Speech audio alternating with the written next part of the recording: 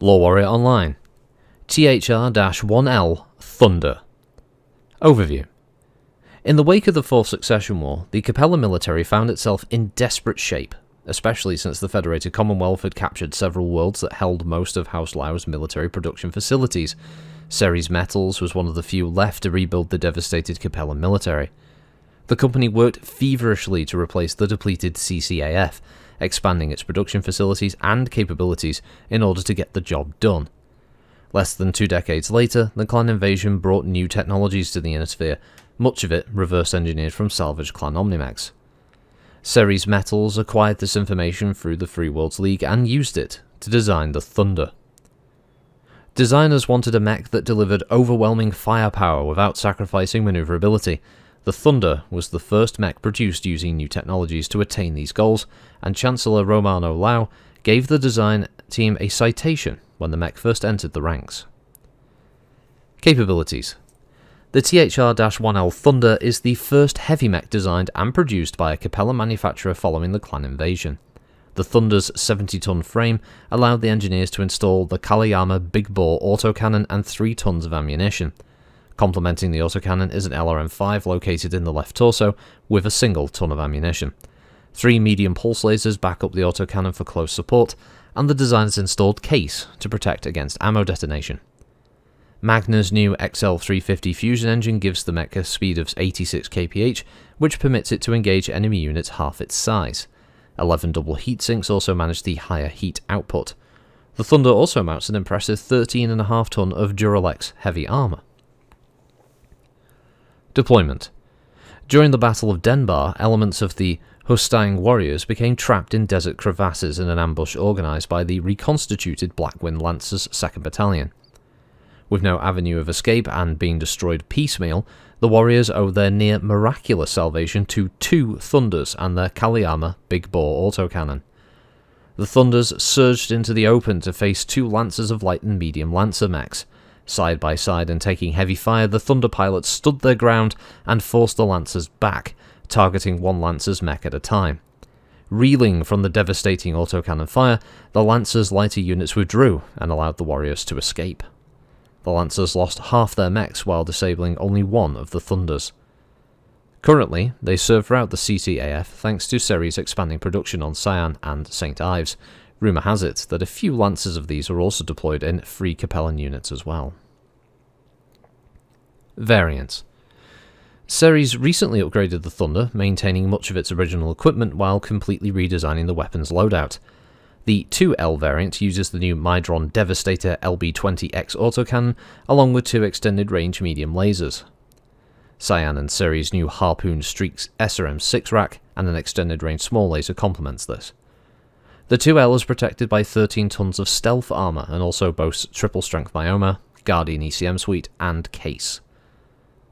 The 3L variant serves as a fire support unit, replacing the LB-20 and extended-range small laser with an Arrow 4 missile system. The 3L is intended to eventually replace the older C3 catapult in most CCAF line regiments. Notable mech warriors: Sangwei Benj Dashin. Sangwei Benj Dashin began his career as a member of Hustang's Planetary Reserve Militia, piloting a Hunchback that was destroyed during the assault by the Blackwind Lancers 2nd Battalion. For his actions on Hustang, he received a Thunder 1L and command of a lance. Salwei Dashin's daring assault broke the ambush on Denbar, killing 3 Lancers mechs. By the end of the war, he'd racked up an impressive 24 combat kills and earned the Capellan Confederation's highest military award. His loyal service made him the first to receive the new 2L Thunder, a mech he affectionately named Stephanie.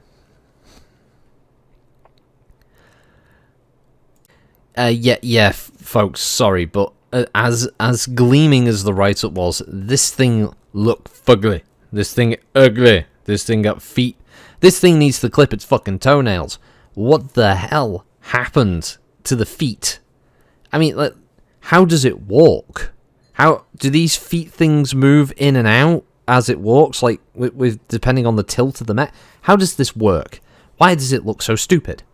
I don't think Matt Blog could have ever fixed this. This was like the best he could do here. Clearly, was just to make it less shit. But I mean, shit is shit.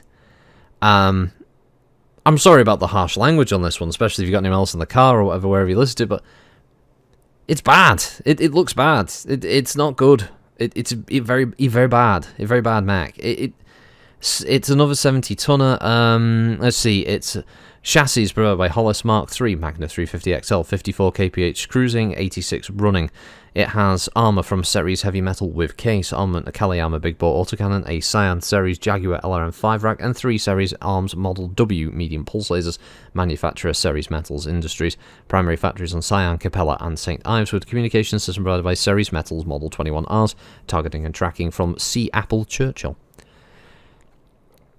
Yeah, it has 22 heat dissipation, as it mentioned in the write-up, and it has an armor factor of 216, 13.5 tons of armor, giving it 34 on the CT, 9 on the rear, 23 on the right and left torso, 7 on the rear, 22 on the arms, and 30 on the legs. But, of course, it's 30 on the legs. Look how friggin' chunky them feet are. God, you'd use them as shields. Bloody hell. It's just bad. It just looks ugly. It's not even like... I like ugly mechs, don't get me wrong, but this is real ugly. There's no redemption here. This is a thing that needs the Kickstarter rework. That's what this needs. This needs an artist to sit down and go, right, okay, I think I can fix this. The arm for the autocannon is, like, stupidly big. The feet look really bad. The head is alright. I can see they've gone with this Chinese-style, like, medieval helmet, which is a fine design, you know, keeping with the aesthetic. But the rest of the mech just overall looks naff. It's a right knacker. You know, it's really awful. I mean, even the scale seems a bit iffy if you consider the size of this traffic light on the map log image. How small is it for 70 tons? Because other mechs look a lot larger. I mean, like, you know, the Hercules, if you remember that for a previous one, the Hercules gives a sense of scale. It looks like it's a big mech. And then the Thunder looks like... It looks dumpy. It doesn't look good. That's all I got for it. I would use this as a joke. I would bring this in as a joke opponent. I mean, the weapons aren't a joke, don't get me wrong. I mean, AC-20 and 3 medium pulse lasers is pretty damn terrifying, but, you know, I'd bring it in as a joke. Like, I'd have the end villain go, now you will fear, I will destroy you, and then, like, you know, you put the model down, and everyone goes, the frig is that? Like, oh, it's you know, it's Count Beckenstein. He's turned up, and he's arrived in his personal battle mech, the Thunder. Okay, alright, let's just focus fire on that, yeah? I will defeat you all! You know, it's that kind of thing. Oh, Count Beckenstein, you mad, mad bastard.